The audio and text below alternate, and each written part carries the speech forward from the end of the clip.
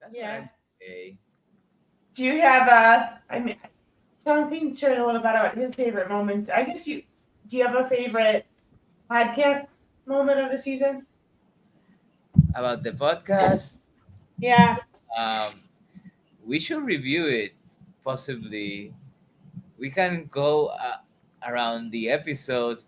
It, they've been like from episode 15 or stream 15 with Melanie, Mm-hmm.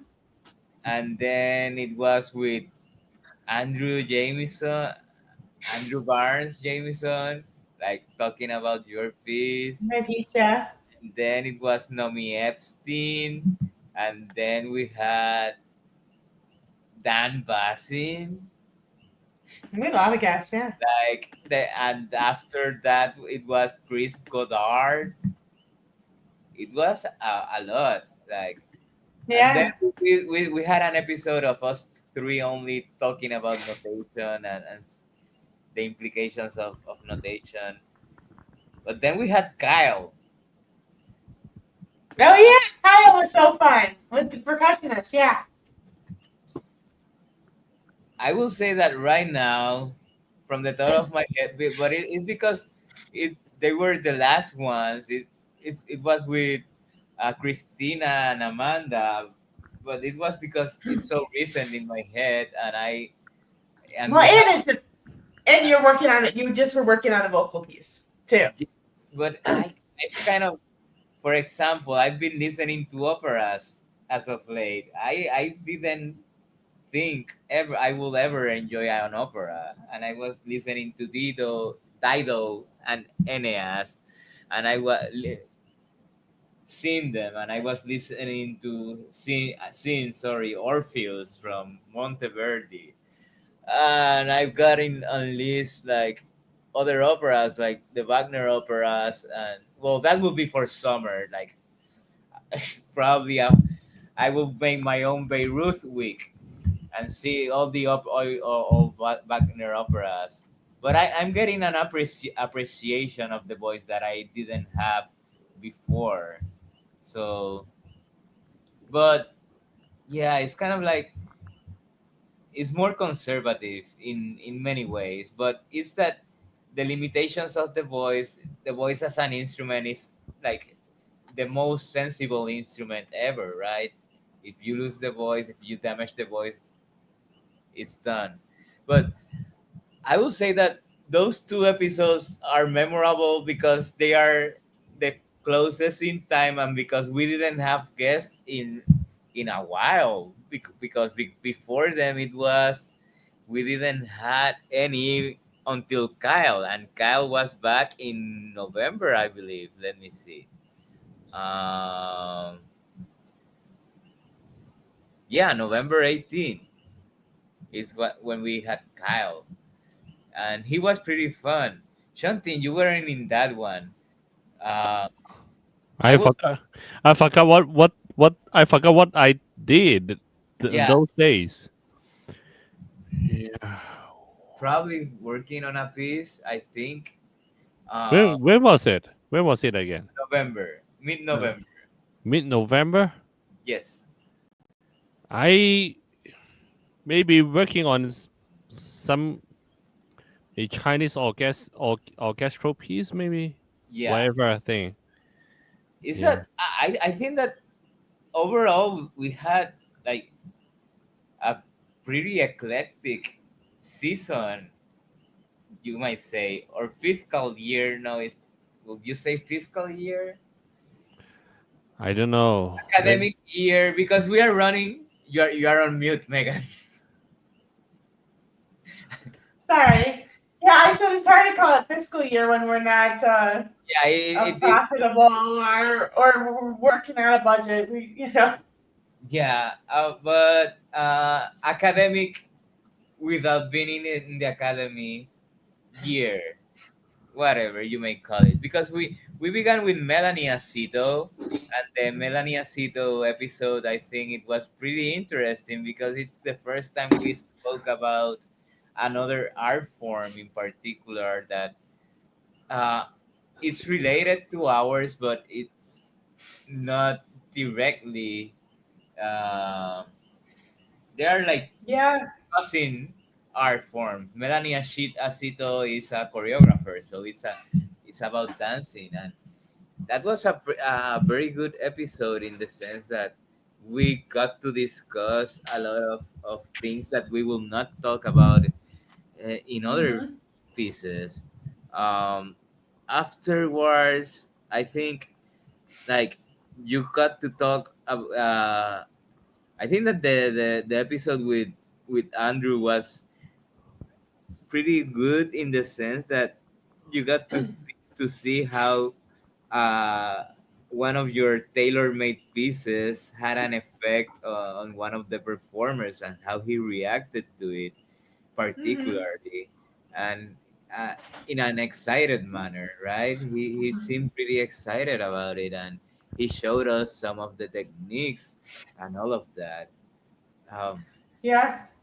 then after it was Nomi Epstein, and she has like a very particular view of music that's very Hmm. different from everyone here. She thinks about music in an aesthetical way that is very contemplative, I would say. She's a very reflective person, and it's kind of like you have somebody that's reflective or contemplative, it kind of makes you contemplate more about yourself and about your music and all of that. You weren't here for those three, Shanti, but I remember you were working on another piece. You were very busy. I saw you. I remember you during those months. You I, didn't sleep. it seems to me that I miss all the interesting episodes. No, because you were here with Dan. After what the it was Dan Basin, and we got to catch up, and that was awesome on a personal level. But we Yeah. also kind of saw each other where we are right now. Okay, I will guess that none of us is Yeah. where we imagine we will be. Of course, Yeah. Well, Dan Bassett, I mean, on a music level too, he is one of the most amazing brains for like remembering music. And he knows such a massive collection of music from yeah, all I think different eras and styles. So that part about him is really fun to talk with because he's basically like a musical encyclopedia. yeah, yeah, definitely. I remember him in the Buffalo classes speaking about specific passages, specific pages of specific pieces. It's like It's insane. it, It's insane. and huge pieces. It's not like it's 40-minute pieces. That day he talked about Stockhausen operas, Oh, I which remember after I took my defense and I had to, we had a when after I took my exams and I had to defend it, and you were supposed to, come back with anything you missed on the exams and with the right answers. The very first person I asked at the research was Dan. I mean, yeah, who he wouldn't? knew everything. He could do everyone's exams. He literally could do everyone's exams. He's an encyclopedia of knowledge. He's a very he's a great musician, and he has an Mhm. appreciation for the orchestra, an honest appreciation for the orchestra. He Yeah. really likes it. I hope that he can continue to do what he does on a deeper level, and that he even gets to write for orchestra and stuff like that. He seems to be doing okay, but Yeah. it would be awesome if more stuff happened to us as musicians, as trained composers. What do you remember of that one, Shanting? Then, Yes. um, I remember he explained the ecology of the orchestra, right? What are the differences between like smaller chamber groups and orchestra? He explained a little bit how the orchestra runs. Yeah, that's what I remember. Yeah, Yeah. yep. I will say that he made me think about the orchestra, that the orchestra is conservative only because it wants to be conservative. Hmm. Like he sparked my interest because throughout my different periods in my life, I've listened to orchestra pieces, and I've been amazed at what have been achieved throughout different periods. Like, for example, I've a, a cornerstone piece of mine, and the Darmstadt school even that they took as a model was Debussy's You, and it doesn't get played. That it's probably the least played Debussy piece ever, and one of his last pieces.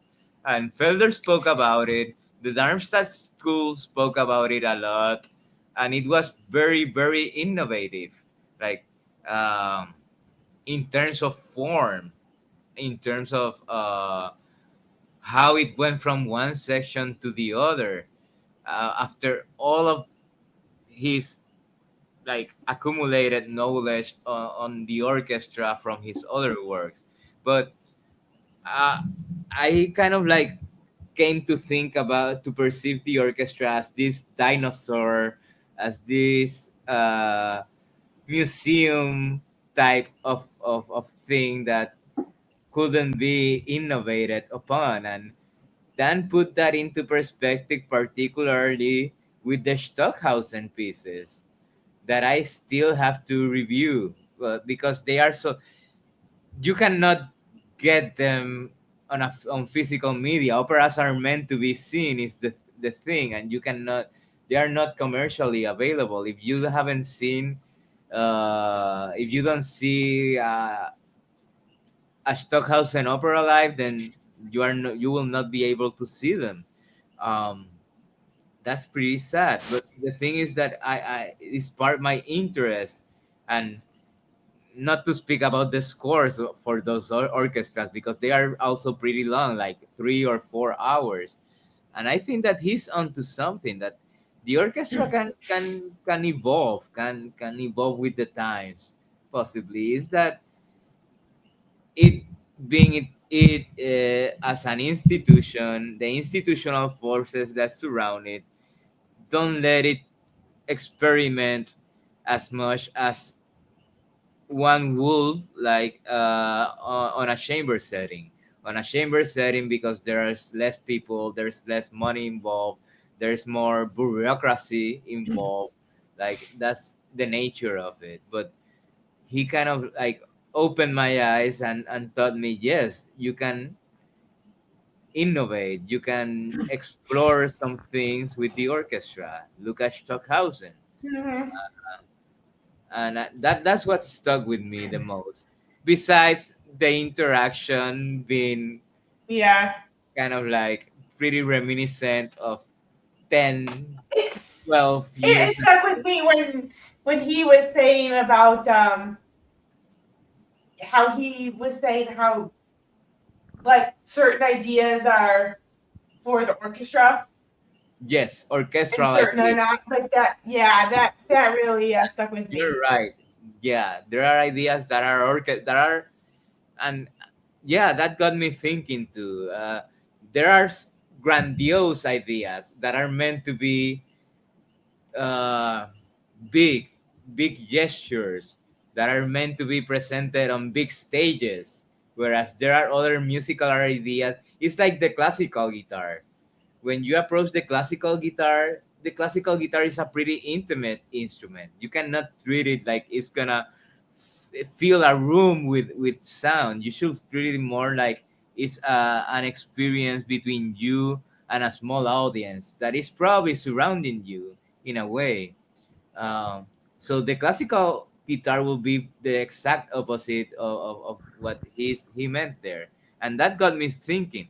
That was a pretty interesting uh, episode or stream or podcast because it got me thinking on several stuff, and I think that we treated some musical ideas pretty nicely, to put it, and intellectually, with intellectual integrity, with intellectual depth, and it felt like being on the seminar again, on the PhD seminar, on the graduate seminar, but at the highest level, even at a higher level probably.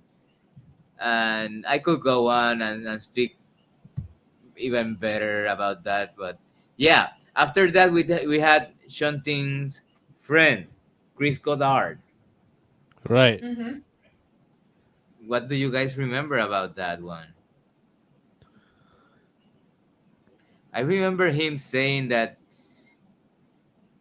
because we were on a roll, let's say, with the orchestra, at least for 2 episodes. I don't know if this began with Nomi Epstein's music or not, because No, she she doesn't was really more do big, much with the bigger. orchestra. Huh? She doesn't really do much with the orchestra.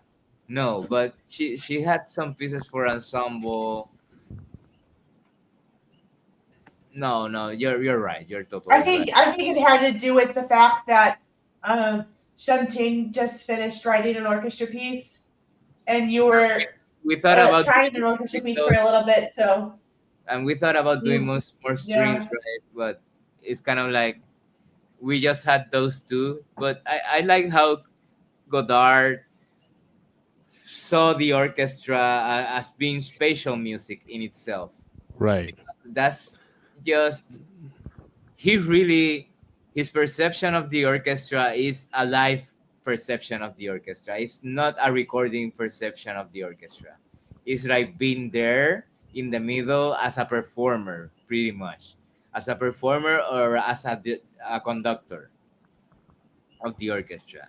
And that got me thinking about, like, okay, then orchestration. And we talked about how time and space are two dimensions of the same coin, two faces of the same coin, uh, in a way. And we don't speak about space enough, and we should speak about space and how sound travels in the orchestra and how it breathes and how it goes from one point to the other, and how it's generated in one place but then it travels to the audience, and all of that. It got me thinking about a lot of stuff, and the way he thinks about the orchestra, I think it's very particular, because if you are a composer that has no experience with the orchestra, you will not see the orchestra that way. And where you are studying the orchestra in the orchestration books from Samuel Adler or somebody like that, you will not see the orchestra that way. You will just see like every instrument is vertical and they sound pretty close to you, whereas in reality you have to see it more as a, well, at least to according to Godard, and I will have to agree. Like, yeah, it's kind of like a spatial thing, and it will make so much sense that the orchestra will be around the audience and the listeners. What Stockhausen actually did with his uh, three orchestra piece, right? Basically, it's kind of like makes you think if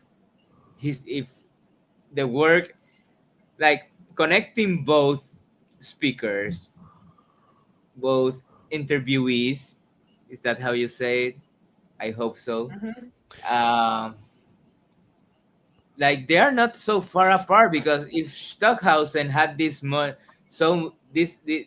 the 50s and 60s did so much work with so much spatial work, in particular, that will naturally, according to Chris's perception of the orchestra, yield the groundwork for him to be experimental with the orchestra, because he already saw music as being spatial. Like that's how he conceived about it, and how that's how he got conceived about the orchestra. Always, like since the beginning, since his first works in the 40s, in the 50s, especially in Gruppen, for example, will be the one that people associate the more. But that's like the project of his life. What was had to do with that, and what Dan said then made total sense within that framework. And yeah, I think that we were originally gonna speak. Well, we spoke about Chris's music, but in the end, the conversation went it meant to many different places like that one.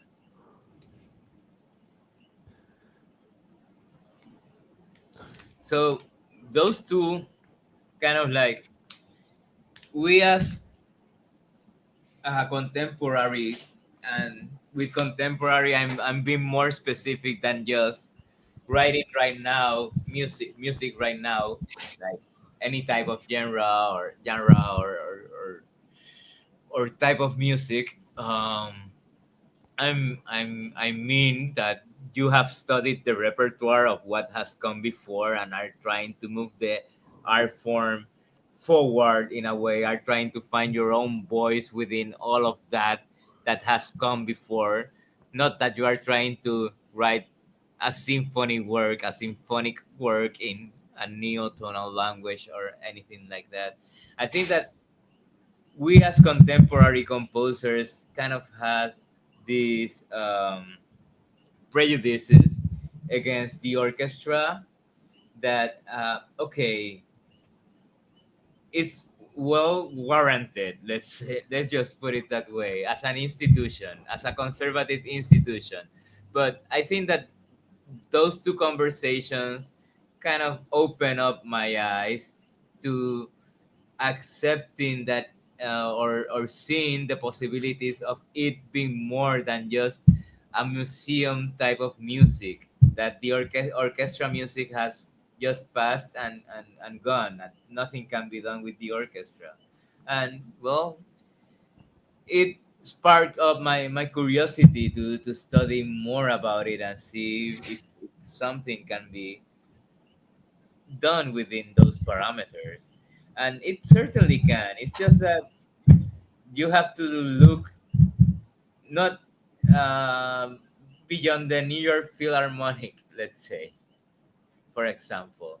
Although I was reading Messiaen's Turangalila score, and it was first, the premiere was given by the New York Philharmonic under Bernstein, particularly. And that's pretty interesting how the orchestra at one point during the middle of the 20th century was more open to new work Hmm. and to new languages. And it towards the end of the 20th century it kind of closed itself to what we know right now. And it will only accept like tonal works or easier works or digestible works and stuff like that. Um, Film music, video game music. Not to diminish those works, but they are most more digestible for sure. Um, okay. Anything else on Godard that you guys remember? No, I Okay, think you got it all. I think it was the spatialization was what I remember the most. yeah, that kind of got me excited a bit. Uh, then we talked about notation, and I think that episode is kind of like it was a condensation of things we've talked in the past here and there and there and there. Like that episode, we said, okay, since we're always talking about notation and the psychological aspects, then let's just do a stream concentrating on that. Um, and it kind of like, yeah, it was like a return to form, like after going out of our way, you might say, or out of our safe ground, our comfort zone with the orchestra, with other people's music and with other art forms, and with Andrew and his view on music. It was like a return to touch grass. Like, okay, this is what we this is what we think about music again. Uh, but then after that, it was Kyle, and with Kyle, it was pretty cool. It reminded me of how good it is to work with performers that are open beforehand to grab new music, that are eager like us composers, for new music, to create new music, not just to be great performers or renowned performers and stuff like that. It's people that get really excited about music, about new works, about working with living composers, and that I cannot understate that. And the figure of the percussionist is always paramount and always the friend of the composer in that sense, I would say. Oh um, yeah, I think his energy was really clear, and his excitement and his enthusiasm for music was really contagious. Um, Genuine, he's the type of performer. authentic, for sure. Yeah, he's the type of performer I would that I would love to work with one day. Like that's the kind of people I gravitate towards is these people who are passionate about what they do and eager to question and try things and learn things, and he has all of those qualities. Yeah, and I think that because we as contemporary composers, uh, kind of see so many in the business, or so many performers that are not interested in anything that's experimental. They just wanna make a career with 19th century music, 18th century music, etc., etc. It's refreshing to meet kindred spirits, because they are really. It's not about the career. It's about the music. It's about the art form. It's about maintaining the art. It's about seeing the art move forward. It's kind of like,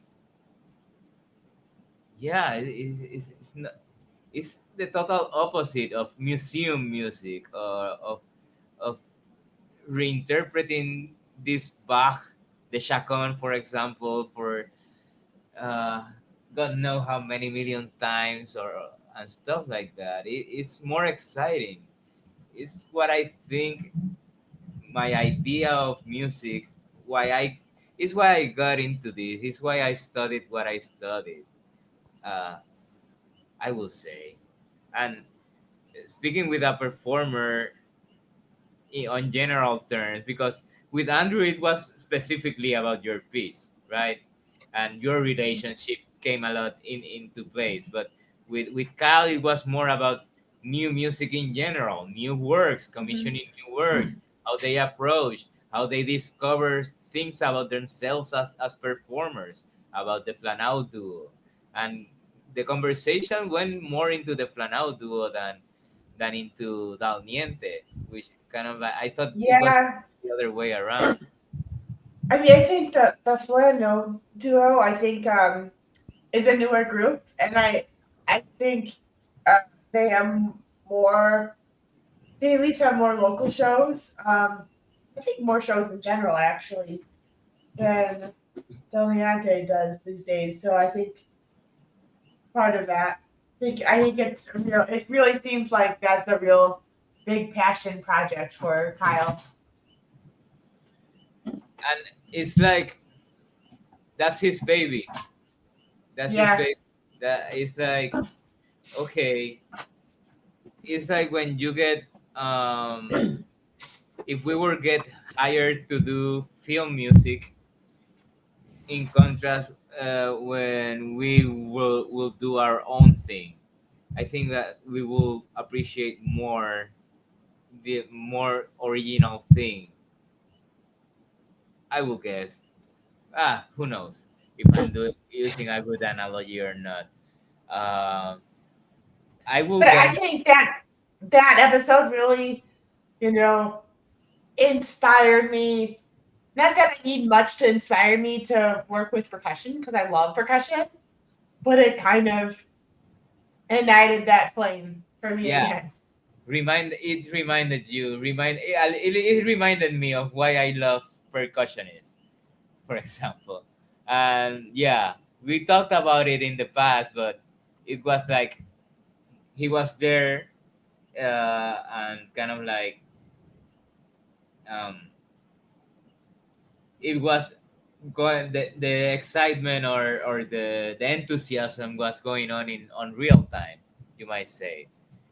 Okay, and after that it was, let me see, I think we began with old pieces, the forgotten pieces for percussion. The first one was Sean Ting's forgotten piece, in different spaces. You remember that one, Sean Ting? Yeah. What can you say about that? Well, I would say audio. When I talk about old pieces, it's like a chance to confess a bit, to In what way would you say?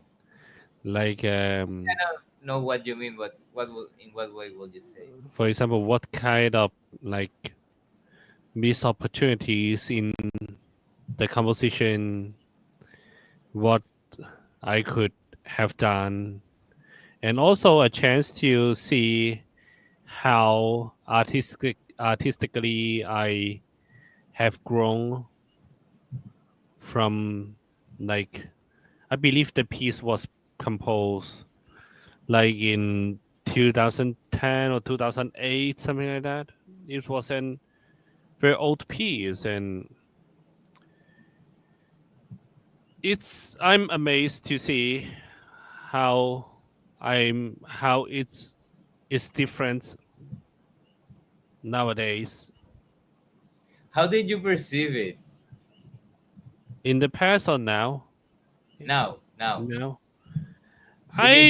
I would say it's very energetic, very youthful. I My music is less energetic, less rhythmic, maybe more elastic. I don't know how do you describe it, but in the past, I I was less afraid of like mistakes, perhaps. Mhm. Yeah. I am more conscious about my shortcoming, my weaknesses, and also maybe I'm more and more concerned whether I hear it clearly in my head when I am composing nowadays. Maybe in the past, sometimes I was brave enough to put things onto the paper, even if I'm like maybe just 80% sure or 70% sure. Yeah. I think that is always to look back, because one can delineate a chronology, of where one was, how one was more naive or more unconscious of certain aspects of music. I think that looking back at older pieces, because we did this then, uh, next with Megan's forgotten piece for Yeah, percussion. I So think for a second because I knew that was coming up. I had to think what was my forgotten piece because I forgot about it again. But then I remembered. it was Boa. Yeah, it was the percussion piece involved. Yeah. That's a good one, actually. Yeah, I don't think it's a bad piece, but for whatever reason, I forget about it. I think maybe because it's maybe not quite as exciting or visually memorable as Danny Doris, which is the other piece I wrote for that same percussion duo.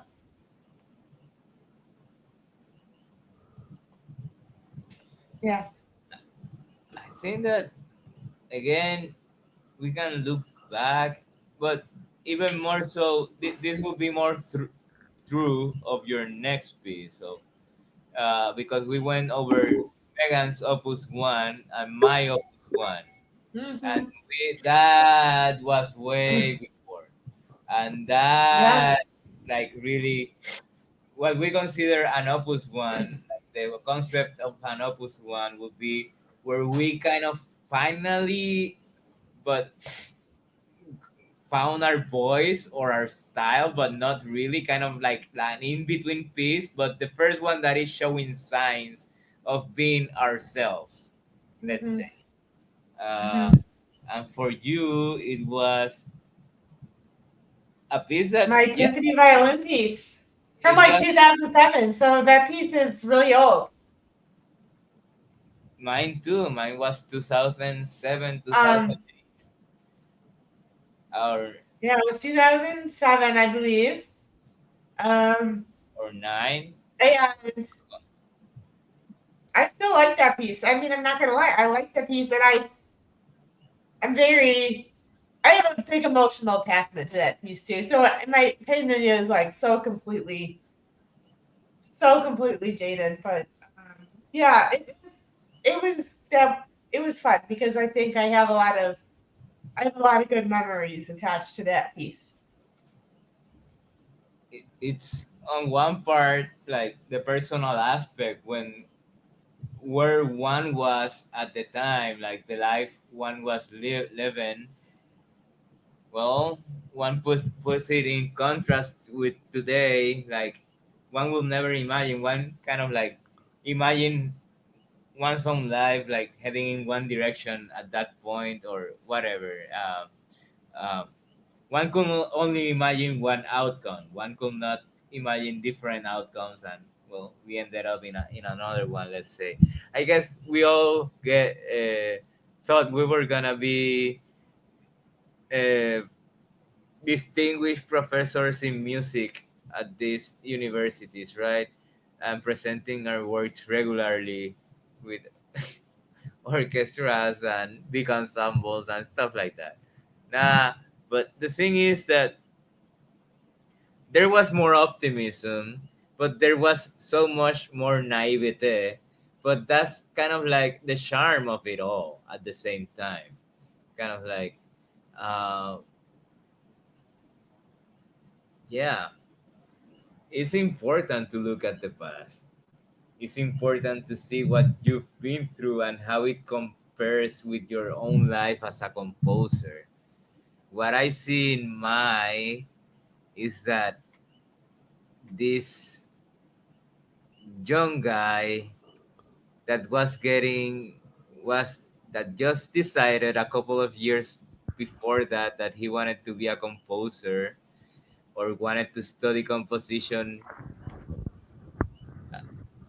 as part of his main part of his life and just went along with it. It's like I don't know if I would take the same decision right now. In fact, like after all of this time I just took it and have dealt with it, right? But on musical terms, it's like you can see some students, some younger composers there that are struggling with not struggling, but kind of like not seeing the whole picture for what it is. Uh, that still have a lot of experience to go through, experiences that still have a lot to learn through experiences, knowledge that only comes through experience. But it's good to revise oneself, because there's also something that is one's own over there that has carried over time. And those reflections are I think that those reflections are important, going in and out and seeing where one was at one point, how one has developed, why has one developed a certain way and not another way, even if, for example, it wouldn't be the most popular thing writing in a certain style, or developing in a certain direction, right? um, we chose to write in a certain style, in which we chose to search for our artistic voices. So that's there's consequences, but are the consequences worth it? I think that as an artist, and what one is looking for as an artist, they definitely are, because what the soul, going back to the soul or the mind or whatever, what it needs is kind of like, and what it's looking for is not the same as just merely being recognized, just merely having fame, just making a lot of money like Philip Glass does, right? I guess. At least that's how I like to see it. And that's what our old pieces kind of like come in and remind us of why we do what we do, the development throughout it, and all of that stuff. And I think that that's why it's important. Then after, any other thoughts on that from you guys? No. Yeah, cool. Then we went uh, to the wolf's mouth. Is that how you say it in English too? To the wolf's den? No? Yes? We roasted contemporary music. Both. Oh yeah. So that I think that episode it just had a different feel to it because I think the way we were on that podcast is 100% the way we are just in closed circles when we're just chatting freely amongst us. um and I think you know we're getting to know the podcast and um kind of we're questioning how critical should we be because other people spend time making these works. um and then Yeah, we kind of got to the point where we're like, you know what, like, really, what do we have to lose? And we just wanted to be able to talk really freely like we would, uh, just among friends, and see where that took us. So that was, I think, a different turn for the podcast. I think it was the proof of authenticity of the individuals that are here. Probably it's like what we think, not out of spite, not because we are salty of other things. It's like it's what we thought, what how we have talked during decades now. It's part of an aesthetic. It says a lot about how we think about music, and um, what we think as music as an art form, and integrity in that art form, and how easily you can lose integrity, and how some people or some artists, composers think that they are breaking the mold, they are being this cool, this jazz, blah, whatever, when they are being really lame and repeating stuff that's been done I don't know, 50 years ago.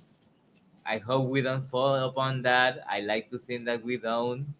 As long, and it also kind of reinforces the idea that as long as you're following your own voice and you are informed about what has happened in this art form, that's why we have a PhD in this. Like, we've studied the hell out of it. Probably not as much as Dan Bassin, because I don't know anybody that had that type of mind, like, you know, for the repertoire. But yeah, that's why one studies composition, because we can have Hmm. these opinions not from a place of emotion, but from a place of intellect, from a place of personality and of integrity and all of that. And we express those And opinions. like, I guess my comment too. It's not to say that we were being disgenuine in other episodes. It was that we were focusing on um, what we like about contemporary music a lot, and what we whereas we were careful about Being maybe just polite, not being polite. we just, yeah, being polite. In this episode, I think we were not careful about being polite, But the and not purpose was only to just and simply go, talked about what we didn't like too. yeah, it's just keeping it real, man, keeping it real. Shantin, do you remember that one? No, No? no. But I You remember you the talk about the discussion. Grammys, for example, and about the Pulitzer Prize and about stuff like that. I mean, I don't really remember the detail, but I remember that we had a discussion about like following our own voice, Yes, to be yes. sincere, to be honest in our endeavor, you know. And I mean, being an artist has to be very honest, because if one day Mhm. you succeed with a piece that you don't think you don't consider like representative, then it is kind of a disaster, right? If, for example, I write like if I write in a style that I don't really like, simply because I think it will succeed, it will sell very well, it will be like a commercial success, then and then You will I get permission to write that type of music over and over. yes, and people will talk about that. Oh, Chen Ting writes like whatever style that's Like they Philip perceive. Glass. Like Philip Glass. And okay, yeah, if that's the case, then people may say, oh yeah, Chen Ting writes like Philip Glass, but but I don't want to write like this, but I will. But yeah, that will be a disaster if you are dishonest, if you try to compose in a way that you can succeed, and if that is the only thing that you want to do, then you will be very disappointed. Yeah. Yeah, and Yeah. disappointed with yourself too, because you're living a lie.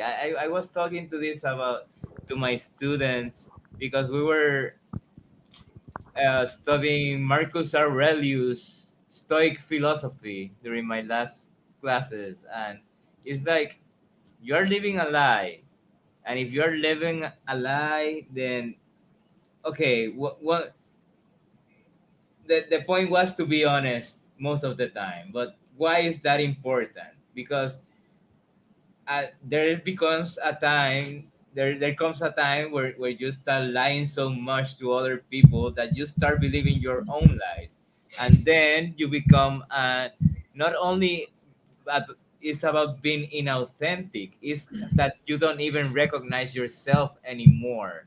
And that happens to a lot of Yeah.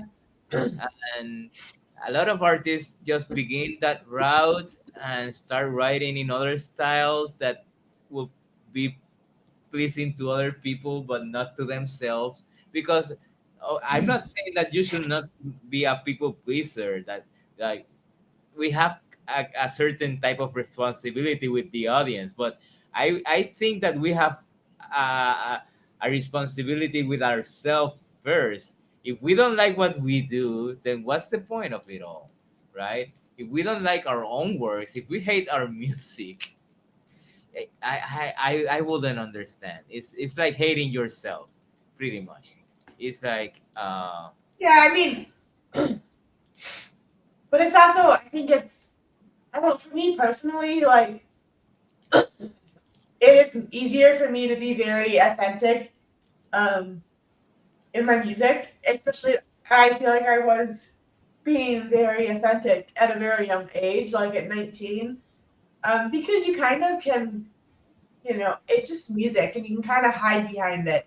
Um, and it's hard to present yourself authentically in a public situation because like I was always also taught like manners and politeness. Not that I'm like think that I'm like trying to be rude, but sometimes it feels that way. Like if you're expressing an opinion negatively about another work of art, especially by a living artist. Um, yeah, it feels impolite. I don't know in a way. I mean, we've always talked about like how I think in retrospect in these seminars we had all these really conservative guests come, and no one knew why. Like, why does David Felder keep inviting these guests? Because none of the students were interested in that. And some generations in the past were a lot less polite and were much more confrontational, and that really wasn't just our um, that wasn't where we were at the time, and all of our colleagues at the time. Um, but I think with a little bit more age, it's easier to just kind of be more, just be more upfront. Like I feel like, in my later 30s now, I feel like I'm very much like an open book and tell things how it is, and I'm not trying to be rude or disrespectful to people, but I'm not necessarily putting a lot of effort to protect their feelings either, I guess, or artificially protect their feelings. yeah, I was thinking about this the other day, and I think that I still, yes, when you're older, it's kind of easier, um,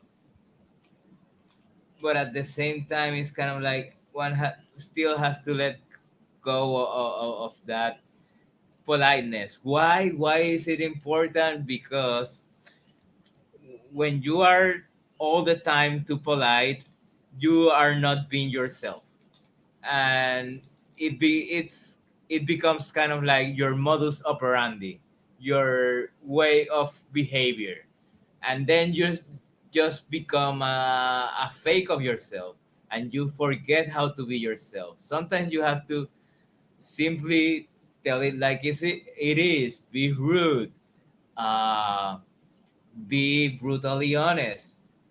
Yeah, why? Because it's healthier for yourself. And yeah, I think that you should put yourself first most of the time.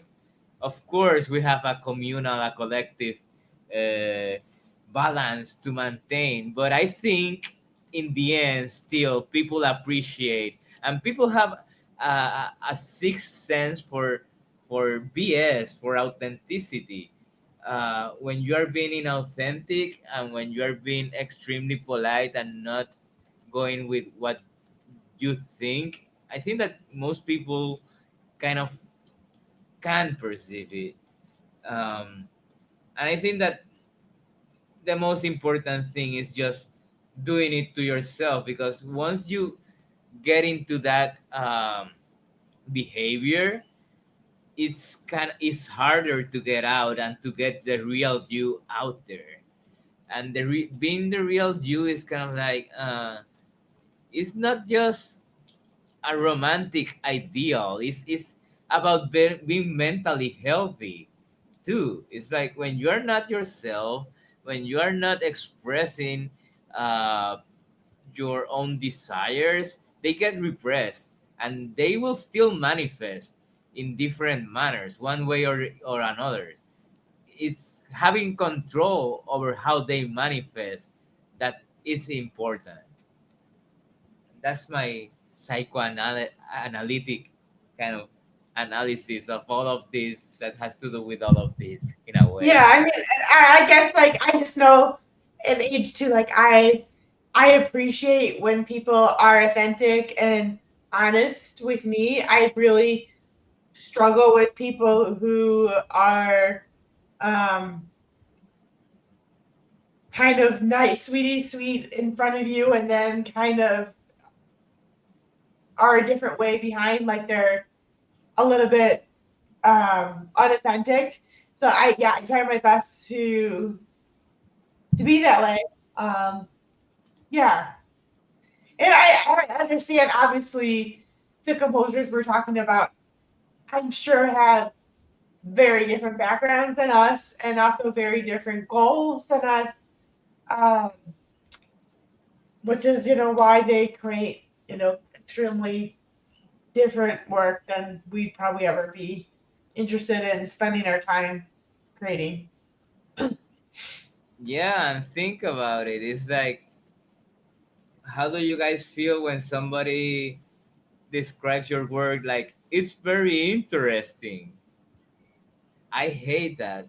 It's like Mhm. I really hate that. It's like you're not only not telling me anything, I kind of like know that you didn't put any effort into listening to it and don't care that much, etc., etc. Just tell me that you don't like it. I will prefer that 1,000,000,000 times over. Mhm. That it's very interesting, quote unquote. That's what I think, anyway. Mhm. Any thoughts on this, Shanti? Recently, I had a conversation with a person that I truly respect, but he's also a musician, and then he said, "Oh, Chen Ting, I read another piece, another score by another composer, and and your music is similar to his music." I I felt offended actually. Yeah, because first I believed every composer composes differently. Maybe not not very obvious. I mean the difference is not very obvious, but there must be some differences, and I think over generalization is something that I really dislike. I won't say I hate it, but whenever like my music is compared to somebody, or if somebody is compared to my music in no matter it is like positive or negative, I don't like it. I don't like it. I don't want to be similar to anyone. Especially I Yeah. don't especially I don't see it that way. Especially that person is also a musician, and it's it's really hurtful to comment somebody music that way. Yeah. So I mean I have to apologize if I have ever over generalized any anyone's music. I apologize. I take this opportunity when I when Yeah. I felt really offended because of my friend commented that way. Yeah. Yeah, I get what you mean. Like, cause the thing about composing music is it just even if you do it badly, it takes a really really long time. And Even when what? for me, like I don't even if you compose a really bad piece, Oh, okay. it takes a really long time, even to do it badly, and let alone to do it well. Um, and I think like for me, like it's not about just the art of making it for me. It's really about making something. And if somebody else was gonna compose music like me, I would just kind of let them compose it because a lot of times I try to write the music that I really want to hear and experience that I haven't experienced yet. And if someone's going to do that work for me, then I get to experience it and not have to spend any effort. Um, and I would probably take up that. But yeah, it's hard because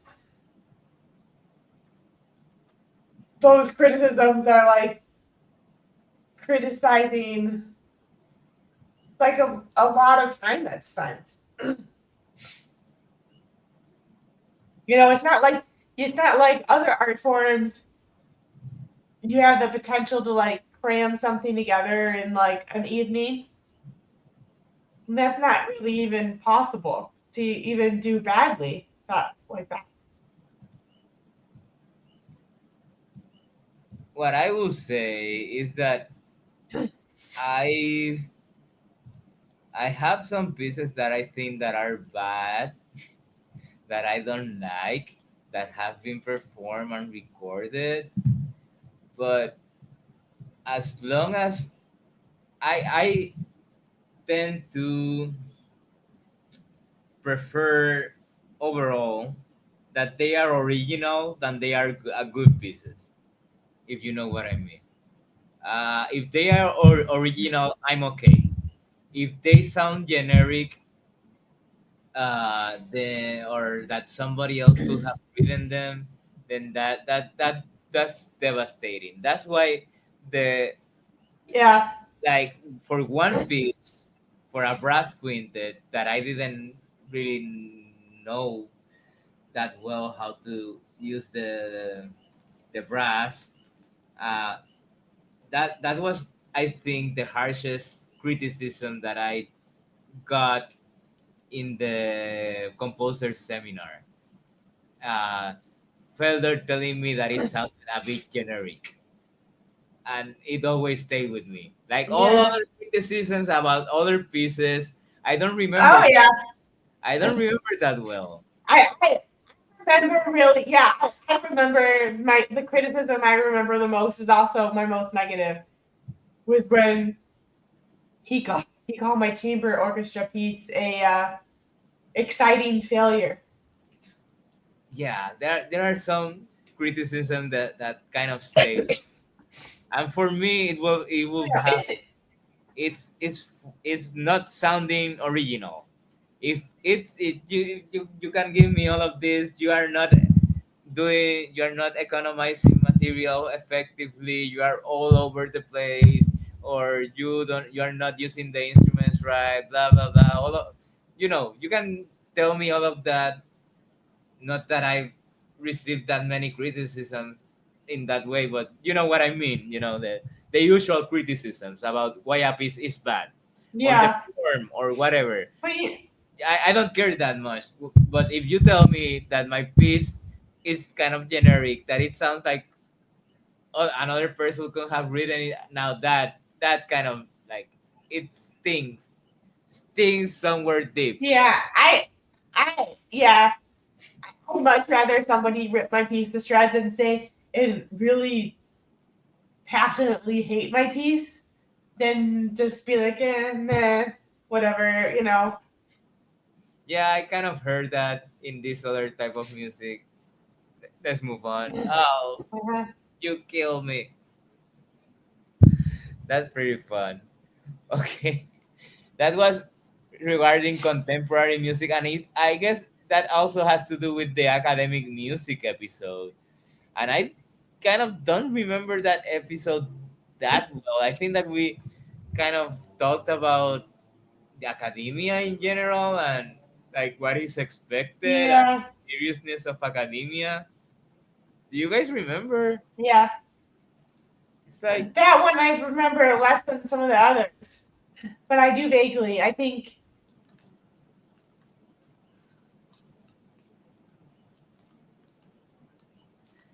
I think that we talked about like yeah, the system and well what is considered academic and like when we were in school how we took ourselves too seriously and then after like we saw that it wasn't that important, like the pitfalls that what can fall into as an artist, especially within the confines of academia. And well, it's important to talk about it because okay, we the previous episode was about um, roasting or a critique of so-called contemporary music nowadays, that everything is contemporary if it's written right now, that the significance, the meaning of what is contemporary has lost a lot of weight because anything can be contemporary if it's just in the written in this time frame, even if something from 50 years ago sounds more forward looking and stuff like that. Like this was the other side of that pitfall of trying to be that way all the time, of trying to take yourself too seriously, trying to be an innovator all of the time, etc., etc. And the last two before this yeah, one were the one of the boys. And yeah, which we talked about a lot already. I think that's where we started, really. yeah, yeah, we've already talked about that. Yeah, Uh, but do you I think it's been great that we've had such a varied, like we've had more philosophical um, episodes. We've had episodes where we've really divulged our opinions. We've had choreographers. We've had very a wide variety of performers. We've had a wide variety of composers. Um, doctors? yeah, we've had big range. Yeah, I think that it was looking back on this season. I think it was not only more eclectic than the previous one, which was the first one, but I think that it was deeper in many ways, right? I think yeah, that it was kind of yeah. like we delve into the first one I we feel like the podcast is coming. Like we've talked about us as composers coming into our own personality and being authentic, and I feel like the podcast has slowly started discovering more and more about what it is.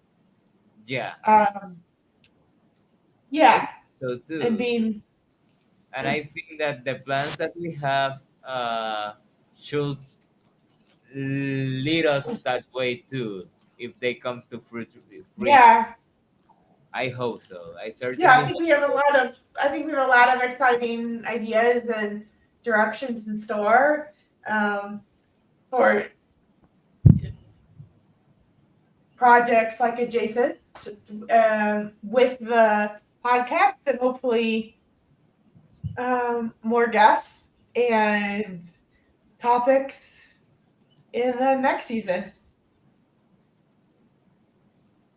Next season, and yeah, let's see if we can also, let's see if there's adjacent projects and stuff like that with this. Like this is a Mhm. platform where composers where we meet and we try to make things.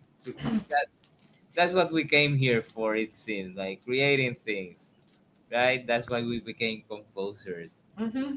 But I think Mm-hmm. that, yeah.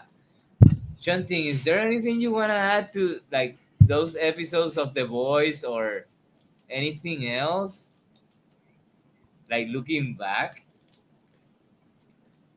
I think you wrap up pretty well already. Yeah, Yeah. I'm good. Yeah. Well, But yeah, the podcast is just something like I feel like it really keeps me connected to contemporary music consistently. And it's something where I can actually talk, about music at a much deeper level. And we have had all these interesting guests. And it's been something that um, I have has been valuable to my artistic life for sure. yeah, for me too, definitely. I've told you guys since this started that it was to kind of like a necessity because we used to do this pretty regularly, right? And we used to think that this was gonna be our lives and stuff like that. And there was after graduation this disconnect that happens to most people, and some people don't really come back. But I don't want to disengage from the contemporary music discourse anyway. I want to keep talking about it. I want to keep creating music, keep presenting, and not just presenting, but talking with you guys about it, talking with other people about it, what they think, sharing thoughts that they may make me think about deeper stuff that I haven't thought before. I wouldn't think on my own. I think that on that respect we're doing pretty well, and it's been thought provoking, and it's been uh, kind of like not just an outlet but also Yeah, productive for our artistic minds and all of that. And I think that yeah, that's part of, if someone has a mission in life, at least one of our missions in life is that one. This That's why we but studied what we dedicated so much time to this, with not so yeah, much ROI, return of investment, for sure, but on terms of in economical terms, or anything like that. But we get something out of it on the mental level, on the spiritual level, on the artistic oh for level, sure. that cannot be If there's described unless you are on this arena. Sorry, yeah, yeah. Yeah, if there, I'm just wondering, is there a way is there comments? Is there a way for a viewer to put comments on the platforms? On the what? On the platforms that we share the podcast. Yes, yes. Yeah, so I mean, the comments are a great way if anybody is listening and they have topics that they want us to talk about, um, they can um, put requests in on videos, um, and maybe that will give us something we wouldn't think of to think about. So Sure. We're taking requests, suggestions. That will make us think. It's all about the thought exercise. thinking, It's, yeah. it's about the process, right? It's about the process. Hmm. As much about the result as about the process. Probably sometimes it's more about the process. It's something that we as Hmm. artists is that we saw. Also, another thing I wanted to mention is that this space kind of gives us the reflective time frame and space in itself to think about what we do, why we do it, to be self-conscious. because sometimes we artists just do, but sometimes we have to stop a bit and ask ourselves why, and all of that. And I think that this platform also serves that purpose. And well, yeah. Oh, sure. For people to interact, that would be great. That would be great if it will, because one mind cannot think everything, of course.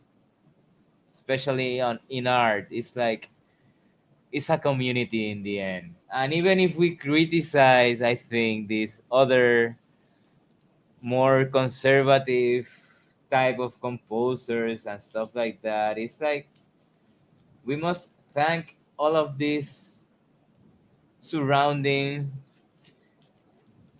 aspects of our lives because they make us think, they make us formulate ideas, and in the end, I think that that's what's about. And I think that we've been going on long enough. This being probably the huh? You're muted. Oh, sorry. Yeah, I think we can expect this is the our season finale. We can expect season three to return in the fall. Yes, yes, we can. Or at the end of summer, beginning of fall, right? Might be at Right. the summer. Yeah, So yeah, I hope everyone watching have a great summer. We'll be working yeah, behind the scenes. We'll be enjoying our summers and all of that for certain, right? yeah. Oh, take care. Bye. Bye. Bye.